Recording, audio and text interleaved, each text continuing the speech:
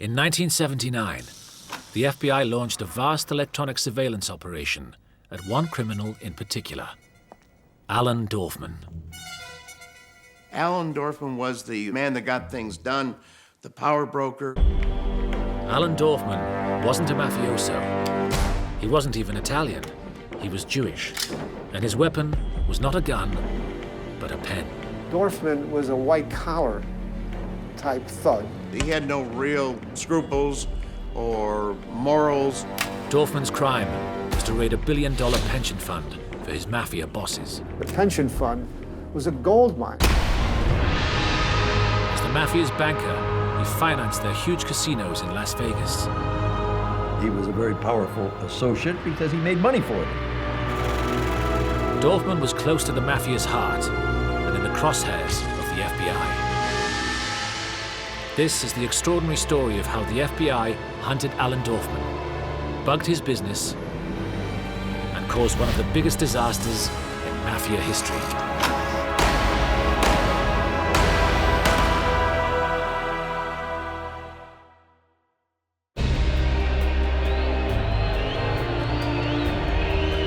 Alan Dorfman need not have been a mobster.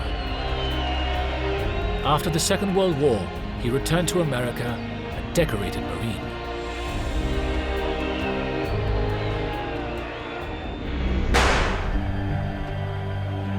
But he could only find work as a women's self-defense instructor and sports coach, earning just $4,000 a year.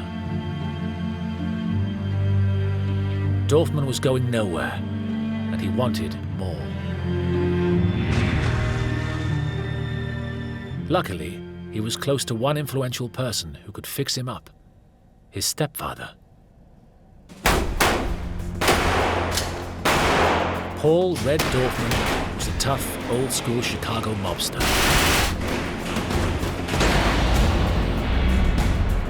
His power base was in the growing trade union movement, including the mighty Teamsters Union. By 1953, with 1.2 million members working in transport nationwide, a Teamsters strike could paralyze the United States.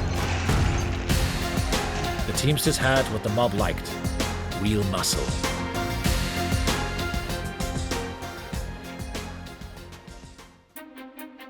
An ambitious Teamsters official, Jimmy Hoffa, wanted to become president at the top of the powerful union. Red Dorfman agreed to help. There was a lot of intelligence information that Hoffa had made accommodations with organized crime in order to rise to the power that he developed. In return for supporting Hoffa, Red Dorfman wanted something back: a job for his son, running the Teamsters' lucrative insurance business. No matter that Alan Dorfman had no financial qualifications or insurance experience, he didn't even have an office. Such was the power of the mob that Dorfman's hastily set up insurance agency got the contract.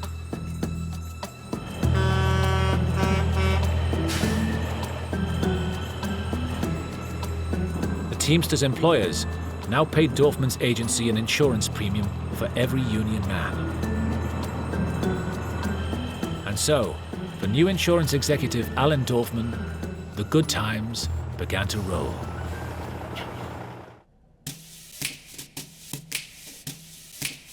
He had very expensive clothes. I remember he wore what was clearly a very expensive camel hair coat. He drove expensive cars. He had a very nice house in Lincolnwood. He went out to eat at fancy restaurants. He had plenty of cash to spend.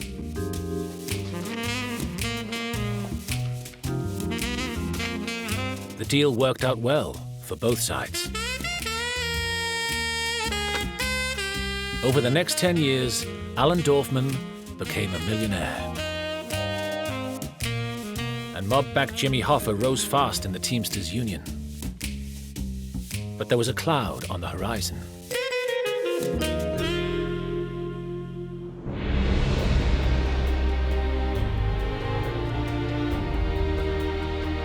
In Washington, the authorities were increasingly concerned by the unholy alliance of organized crime and the labor movement. In 1957, the United States Senate McClellan Committee began investigating union officials and mob associates. That meant trouble for Jimmy Hoffa and Alan Dorfman. Government agents discovered that Alan Dorfman had made $3 million from Teamsters insurance policies. Half of it by wildly overcharging on the premiums. The high insurance fees were not illegal, and the committee could do nothing about it. But committee investigators did soon discover illegal practices.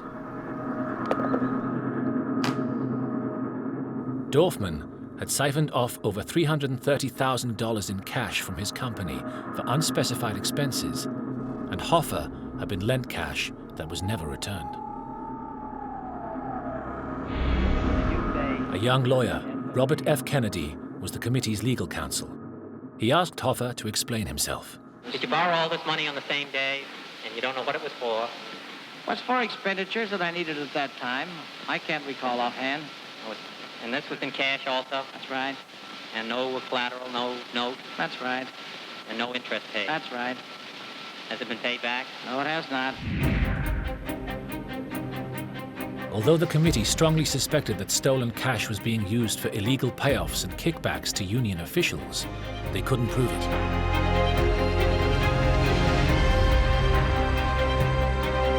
That left Hoffa and Dorfman at liberty to exploit the wealthy Teamsters union on an unprecedented scale.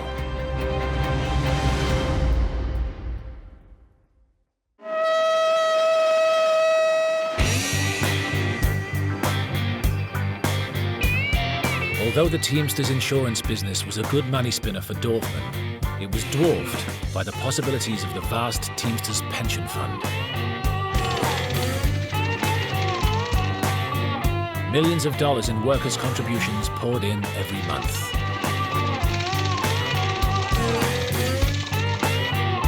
The question was, where to invest it? Other funds invested prudently, spreading risk, but Alan Dorfman helped Hoffa pour tens of millions of dollars of Teamsters loans into just one client's pocket, the mob.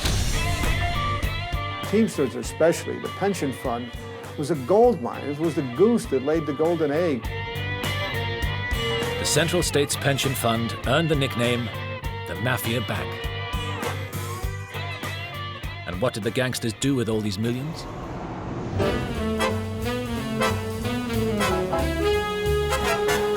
They built casino hotels in the Nevada desert, Las Vegas.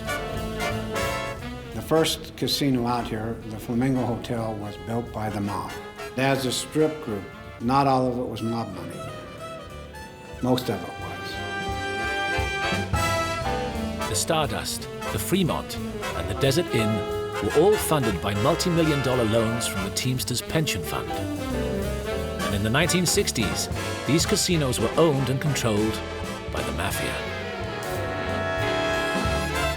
Dorfman was absolutely instrumental in that. He engineered, by and large, the mob's influence in the Las Vegas casinos and the purchase of those casinos with the hidden interests of the various mobsters. Hoffa and Dorfman approved 60 loans totaling a mammoth $91 million on strangely favorable terms to the mob. The people who got the loans did not have to pledge any collateral, did not have to have the normal background checks that a bank would have conducted before giving multi-million-dollar loans. There was a reason for this lax lending policy. Every time they approved a loan, up to 10% was taken as a kickback by Hoffa and Dorfman. Alan Dorfman arranged a lot of loans. He took a fee on every one of them. The kickbacks could be huge.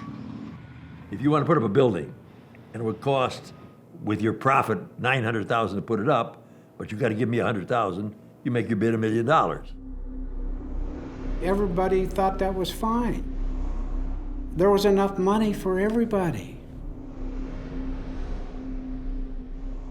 The Mafia generally didn't like to pay money back. But provided Hoffa and Dorfman got their kickback, they didn't seem to care if the Teamsters never saw their money again.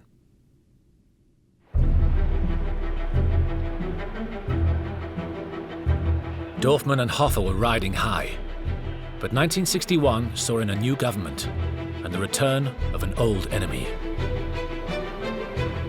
Robert Kennedy was appointed U.S. Attorney General. As the top law enforcement officer in America, Kennedy's stated goal was to break the grip of organized crime. He set about radically changing the Department of Justice and the FBI. Kennedy launched a new kind of investigative unit, a Department of Justice strike force aimed at union corruption. And Kennedy dramatically increased the number of lawyers in the organized crime and racketeering section from 17 to 63.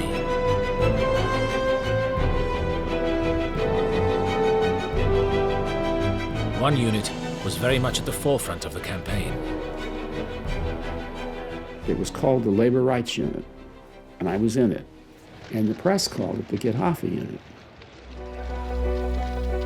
To get Hoffa was harder than it sounds. In October 1962, the unit did prosecute Hoffa, alleging he'd received improper payments from a trucking company. But the verdict was far from certain. Then, they got lucky. During the trial, Hoffa played straight into the government's hands. If he'd accepted the jury verdict, he would have been found not guilty, and it would have been potentially a major victory for him. A powerful manipulator and used to getting his own way, Hoffa just couldn't leave the verdict to chance. He had to fix the jury, and he got caught fixing the jury, and that's obstruction of justice, and then he was convicted.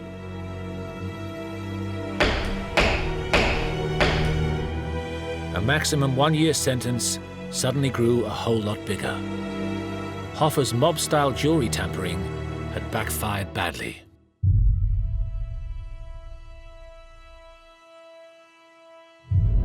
Outside the district court building in the nation's capital, Teamster boss James Hoffa surrenders to U.S. Marshals to begin serving an 8-year prison term for jury tampering. Hoffa was gone. But for at least one person, this was a great opportunity. Before he went to jail, Hoffa announced, "Alan speaks for me on all pension fund questions."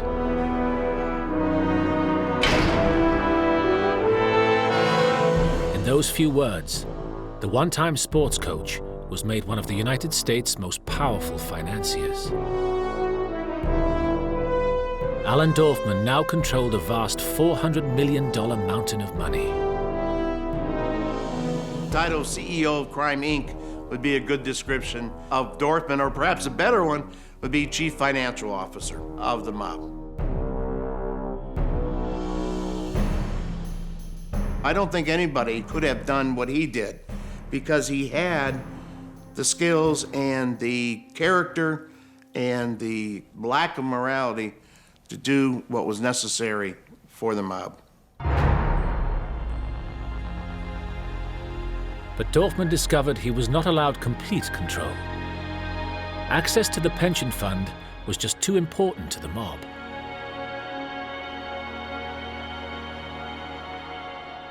The Chicago outfit decided to safeguard the Mafia bank.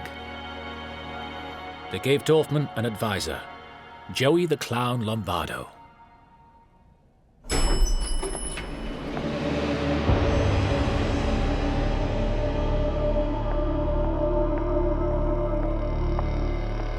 The outfit did not trust Alan Dorfman and therefore placed Lombardo in the position that he had, which was an overseer.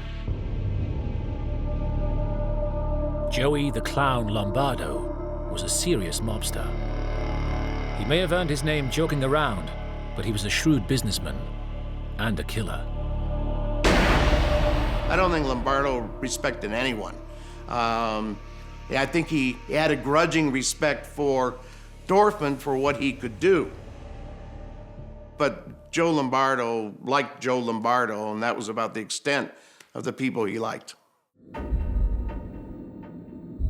It was Lombardo who oversaw the Las Vegas casinos. And now, although he had no official position, guided Alan Dorfman at the Teamsters Pension Fund.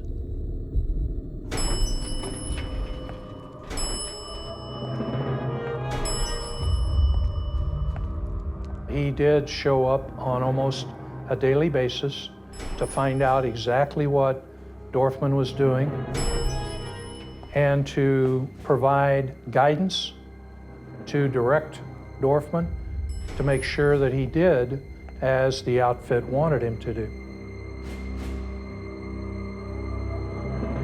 That's the one person you don't hear Dorfman arguing much with. But the two men got along well. With Lombardo's backing, Dorfman approved million-dollar loans designed to leach cash directly into mob hands. It was no secret that he was in the pocket of organized crime. He was a tool of the Chicago outfit. They controlled Dorfman. No matter that a string of businesses invested in by the Teamsters Pension Fund went bust, and millions of dollars was effectively stolen in the process. Dorfman was a white-collar type thug. He controlled money. Dorfman would never be involved in a burglary or an armed robbery or an extortion. That's not what he did. He was a different kind of criminal. Defaulted loans to just one businessman cost the pension fund $15 million. But Dorfman couldn't care less. He got paid thousands of dollars in a kickback on every one. Business was so good that he now crisscrossed the states in a private jet he'd bought from Frank Sinatra. But when one such deal and kickback went sour, the FBI pounced.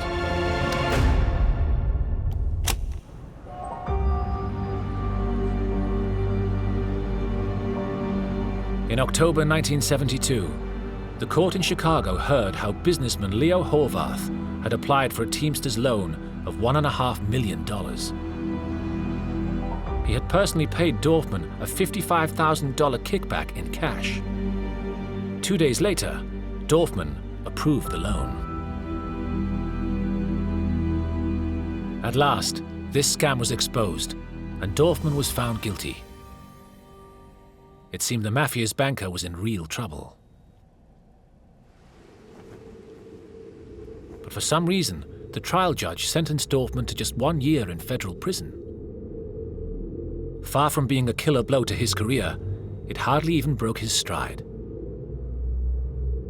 In the 1972 fraud conviction, didn't rat on anyone, which probably enhanced his reputation with the mob at that time. And he did his thing and came out and kept on going.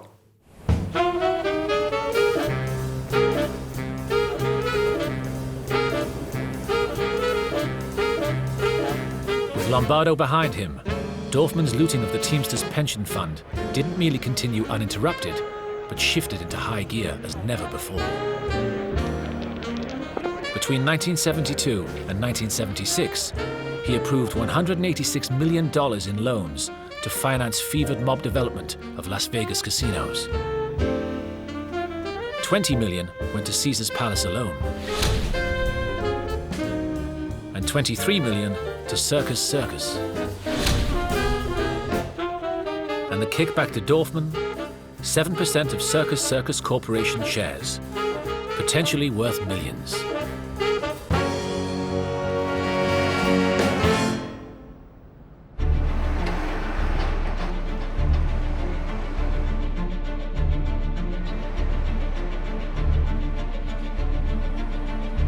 But the FBI hadn't given up the hunt for Dorfman.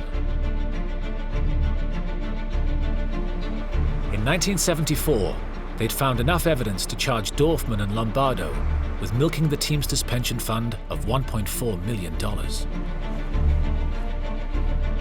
Dorfman was again just a step away from a long prison sentence.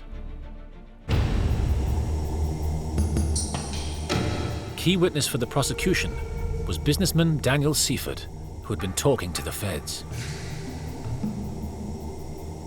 If Seifert testified, Lombardo and Dorfman were both going down. The Mafia didn't hesitate to protect their biggest source of ready cash. They had no hesitation eliminating witnesses if it would keep them out of court.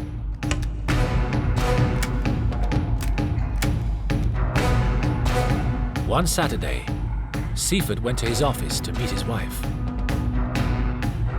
Mrs. Seifert was pushed at gunpoint into a washroom. Seifert made a run for it. The first shotgun blast failed to stop him, but a second blast to the chest brought him down. Finally, to leave no doubt, Daniel Seifert was shot at point-blank range.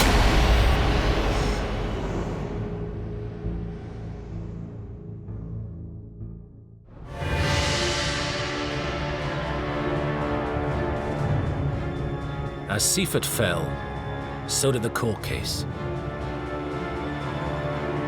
Lombardo and Dorfman walked free again.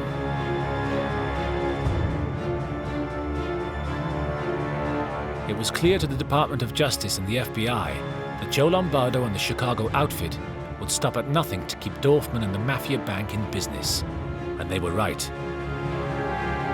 Even old friends were not safe.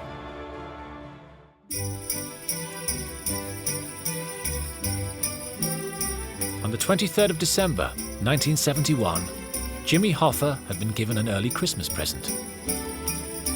A pardon from President Nixon. But although released from prison, Hoffa also wanted something else, his old job back. I have never sold a work around. I have negotiated the best contracts in America. Nobody can deny it. They don't even try to deny it. I've got eyeglasses, teeth, pension funds, conditions, and the highest wages in the whole world for our people. Talk to our people. Let them be the judge whether or not I'm a labor leader or whether I'm a crook. The Mafia bosses felt their money machine was working well and considered Dorfman to be an essential cog. The return of Hoffa was something they could do without. Hoffa now rounded angrily on the mob. He spoke openly in the papers and on radio and television about exposing mob corruption and getting the mob out of the Teamsters Union. He even threatened to stop the Mafia from using the pension fund. Jimmy Hoffa sincerely thought of himself as a tough guy, as tough as anybody in the mob. He never thought that he would come to the end he came to at the hands of the mob. On the 30th of July, 1975, Jimmy Hoffa went missing. Hoffa was last seen alive at the fashionable Red Fox restaurant in a Detroit suburb. He waited there in vain to keep an appointment. Hoffa left his car in the restaurant car park when he vanished, and in spite of an intensive search around Detroit, there's been sight nor sound of him since.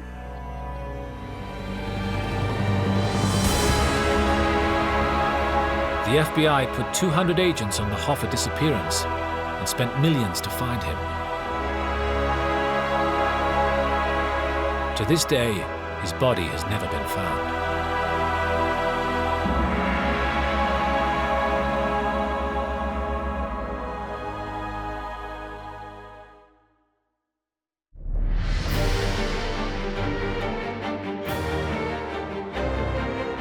If the mob thought Hoffa's disappearance had blown the FBI off course, they were wrong. In 1978, the government began to form an attack plan to get rid of Alan Dorfman once and for all. We were after Dorfman, make no mistake about it, because he was the gear that made everything run as far as controlling of the Central States Pension Fund. Stopping Dorfman would not only cut off the Mafia's money supply, more than that, following the trail of dodgy loans would allow them to convict mobsters throughout the US. If we penetrated Dorfman and his contacts, we could get to other aspects of his association, which would include the mob, which would include the Teamsters, and as it turned out, high-ranking government officials. The FBI realized that snaring Dorfman was not going to be quick or easy. To have any chance of success, they would have to use surreptitious electronic surveillance far more extensively than ever before. The plan was to record all Dorfman's phone conversations with his associates in the hope that they would incriminate themselves. That was a tremendous manpower drain, and it was really a fight to get the FBI at that time to agree to put that many people in the case. FBI chiefs worried that penetrating Dorfman was looking just too expensive. They were concerned as to how long it would continue, which was fairly perceptive on their part because we intended to continue it as long as we could. Another obstacle was that just tapping Dorfman's phone calls was far from straightforward. Each call that came in on a separate line could have been transferred to Alan Dorfman in his office. And therefore, we could not simply tap one line. We had to tap all lines going into that office. The problem was that for wiretap evidence to be admissible at trial, they would need a court warrant for each individual line. We were going to be forced to request the ability to tap into approximately 15 or 16 telephone lines. But in the end, they decided they had to go for Dorfman. On the 29th of January 1979, a court gave permission for multiple wiretaps, and Operation Pendorf began.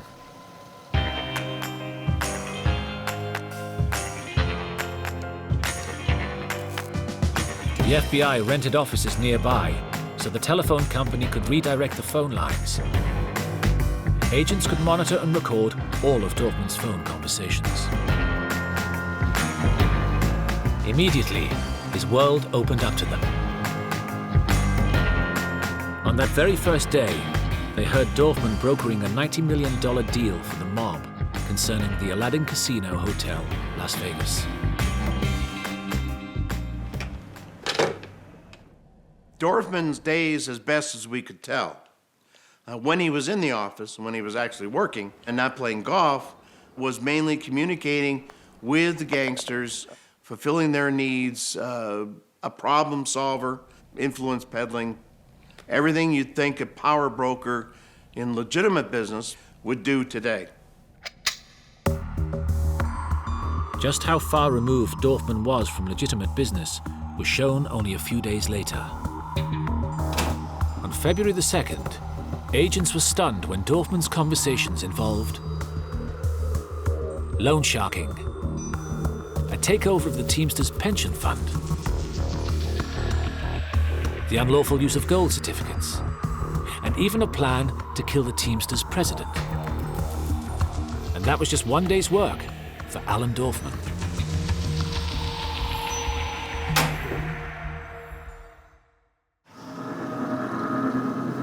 Over the next 6 months, the FBI monitored 112,000 phone calls, recorded over 3,500, and focused on nearly 1,000 conversations. But it wasn't enough. The FBI needed to hear all of Dorfman's business conversations, not just when he was on the phone. To do that, they would have to bug his office. The information that we developed on the telephones led us to have sufficient probable cause to ask the courts for the ability to put a microphone in his office. But installing a secret microphone infringes a citizen's right to privacy. Getting court approval for this would be even more difficult. Everyone was a little bit more skittish about that because the expectation of privacy was of considerable concern. So it was often much more difficult to get a bug because you had to show more to satisfy the officials in Washington that this was something that should be done.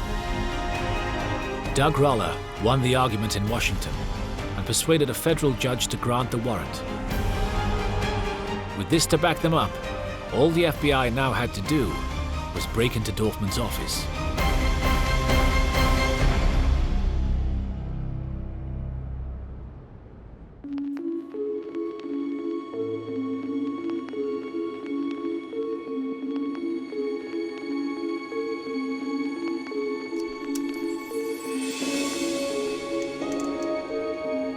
We entered Dorfman's office surreptitiously late at night because we had an informant who worked for Alan Dorfman's office.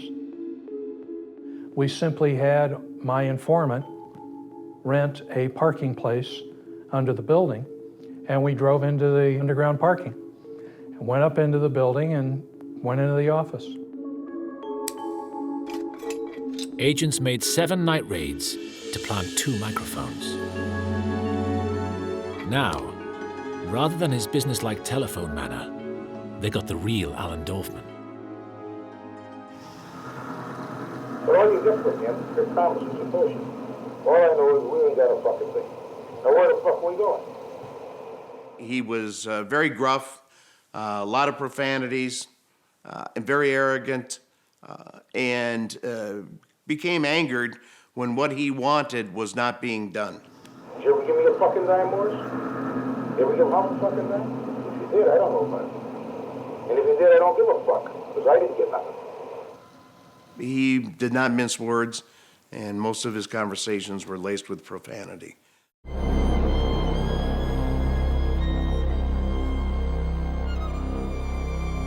But when the FBI microphones overheard Dorfman's meetings with Joey the Clown Lombardo, the agents heard the usually arrogant loudmouth transform.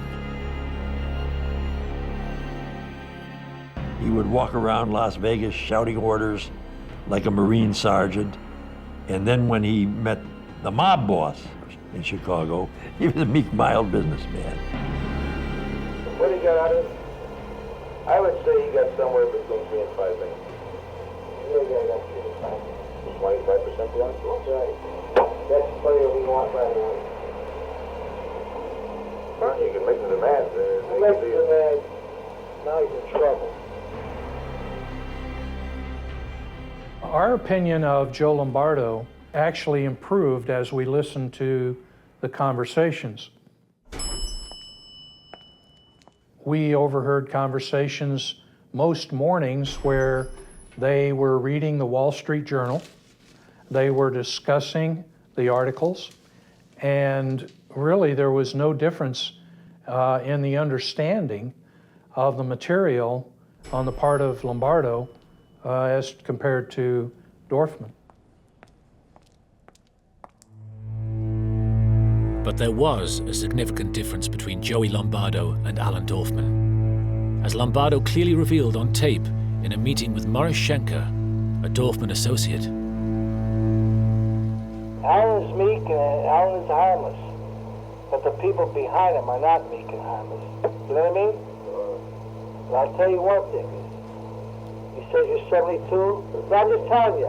I'm just telling you. If they come back and tell me to give you a message, and if you want to fire him, I assure you that you will never reach 73. What the FBI had long suspected was now admitted on tape. Joey Lombardo was a mob enforcer and would stop at nothing to back up their money man, Alan Dorfman.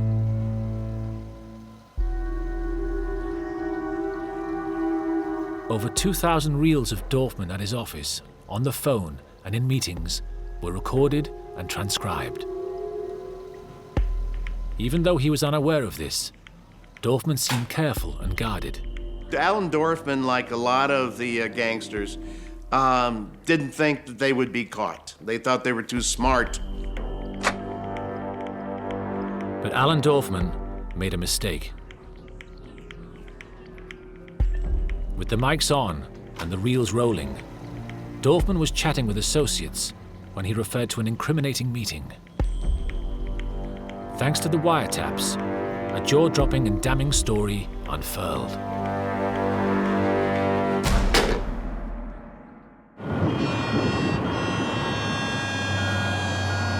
Teamsters president, Roy L. Williams, had a problem with the government bill to deregulate the trucking industry. Any breakup of the Teamsters monopoly meant a loss of money and power for the union.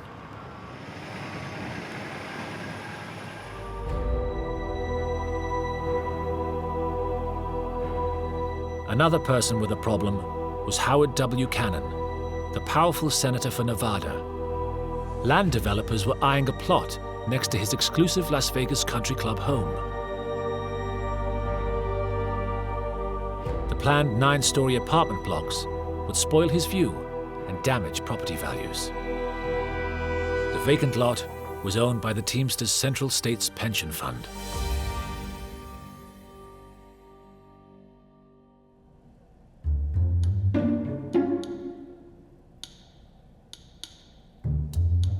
At a meeting on Wednesday, January the 10th, 1979, Cannon and Williams met with power broker Alan Dorfman. Senator Cannon asked Dorfman whether he might arrange to sell him the 6 acres abutting his fancy home. Williams asked Senator Cannon whether he might arrange to personally oversee the trucking deregulation bill.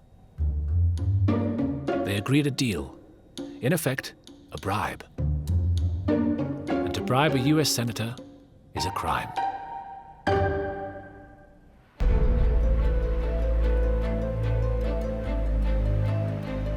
In Washington, Cannon delivered on his part of the bargain. As chairman, he steered the trucking bill into his Commerce Committee, where it was delayed and watered down. But Dorfman found to his dismay that he couldn't deliver on his side. Recent legislation had stopped him dealing in land as he pleased.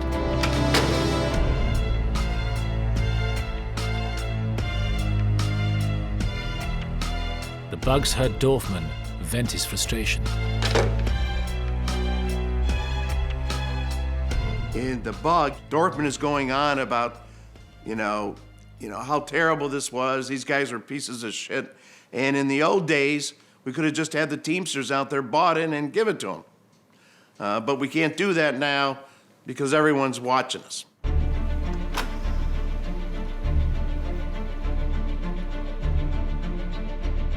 A hidden microphone in Dorfman's office on May the 21st, 1979, captured the moment when Senator Cannon called to ask how the land deal was coming along.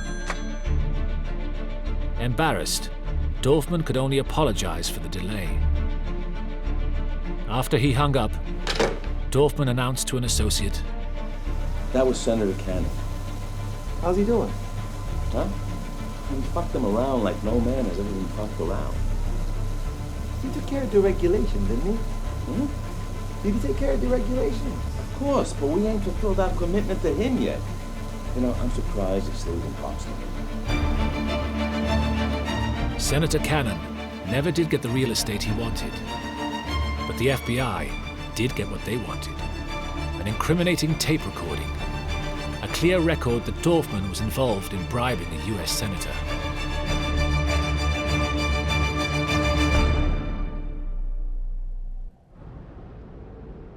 At the beginning of 1980, after a record-breaking 13 months, the Chicago strike force went public with Operation Pendorf. The top-secret surveillance had worked.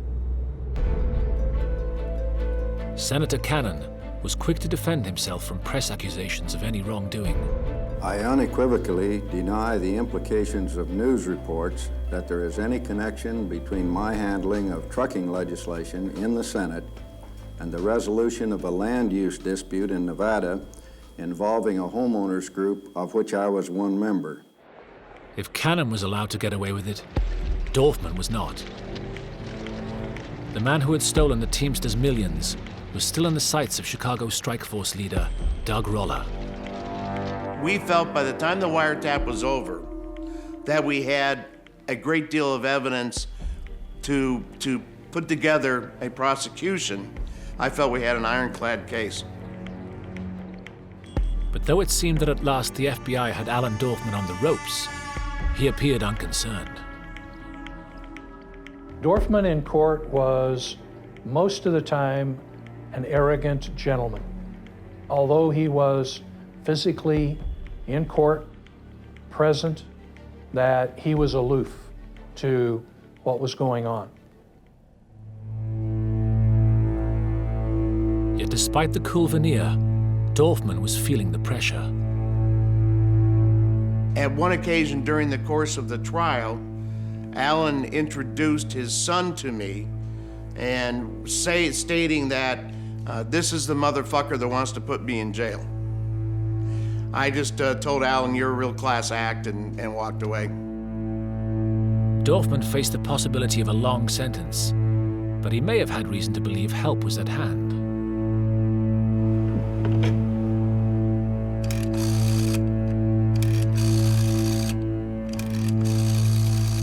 Because Dorfman could rely on more than just his lawyers. To protect their banker, the Mafia were helping the jurors come to a sensible decision.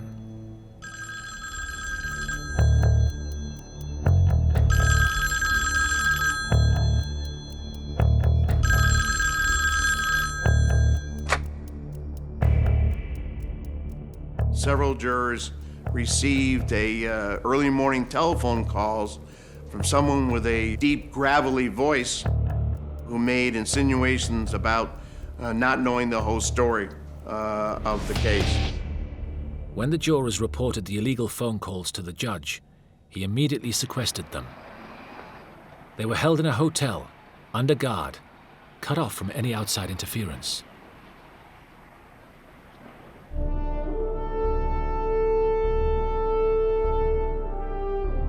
For once, the underworld's attempts at jury tampering failed. Traditional mob methods just didn't work anymore. No shotgun blasts could silence a witness. As the Pendorf tapes were played in court, the battle lines with the Mafia were redrawn. The accused had now become witnesses against themselves. As Dorfman's tape played, profanity, anger, and frustration resounded in court. You know, when this commitment was arranged, Floyd, you sat in the same fucking room. You made the same fucking commitment I made. Now, the property's gone. Fuck it. Let it go. But I'll tell you something. I don't give a shit if you have a deregulation shoved up your fucking ass or whatever happens.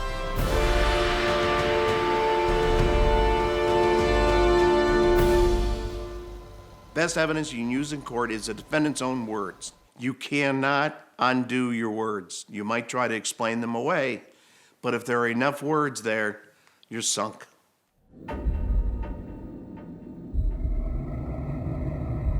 On December the 15th, 1982, Alan Dorfman, charged with conspiring to bribe Senator Howard Cannon, received the jury's verdict.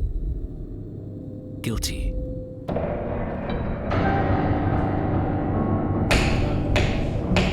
Operation Pendorf had struck its target, and it was a devastating blow.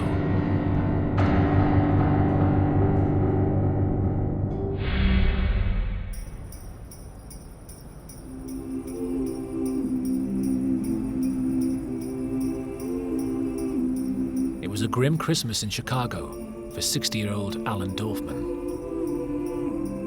Although he was released on bail, the new year might bring him a 55-year prison sentence. But sentencing was not for 8 weeks. Plenty of time to cut a deal. Facing a prison term would not have been something that Dorfman would have looked forward to. With his high lifestyle, all the accoutrements of the rich that he had would all be taken away in prison. There was now concern at the highest levels of the mob that Dorfman might not be tough enough to accept his fate and would negotiate with the Justice Department to reduce his sentence.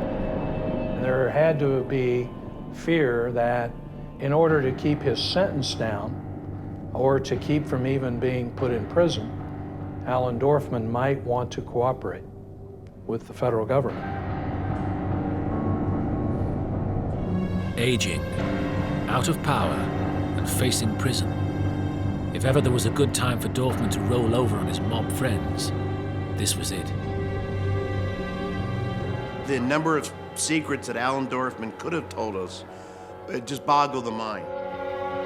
I believe that he could have helped us to completely cripple Cleveland, Chicago, Kansas City, Las Vegas, and maybe Los Angeles. He knew everything. He heard things he shouldn't be hearing. He's seen things he shouldn't have been seeing. We felt he would be vulnerable to an offer to diminish his prison sentence in return for his cooperation. Never got that far because the mob was thinking the same thing. Suddenly, the man who'd loyally bankrolled the mob for years seemed a dangerous liability. Mob bosses decided to put out a contract on Alan Dorfman.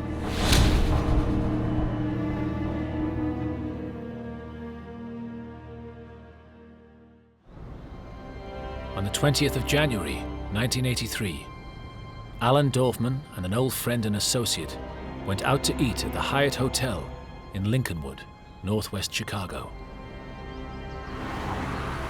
The lunch date turned out to be a date with destiny.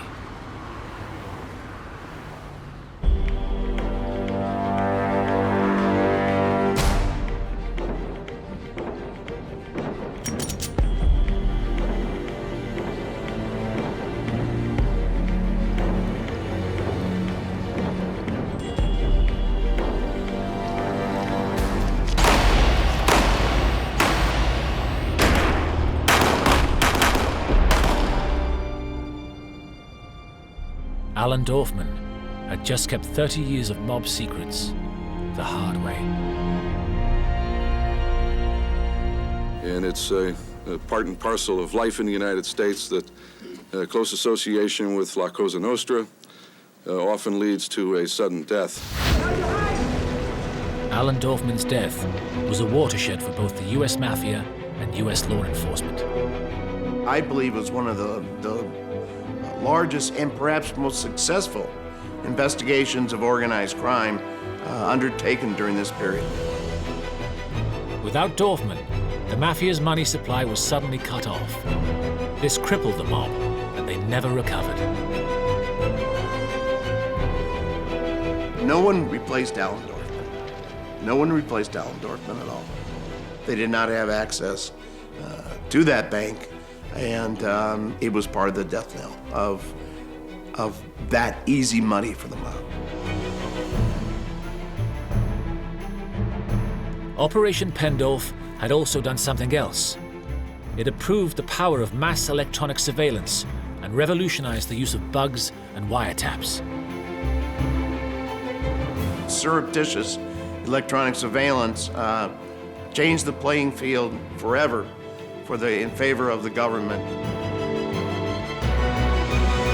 From now on, over and over again, electronic surveillance of a large number of mob figures and their operations would lead criminals to condemn themselves, in their own words, on tape. There was nowhere to hide, no witnesses to silence. The FBI had at last found a way to break the Mafia.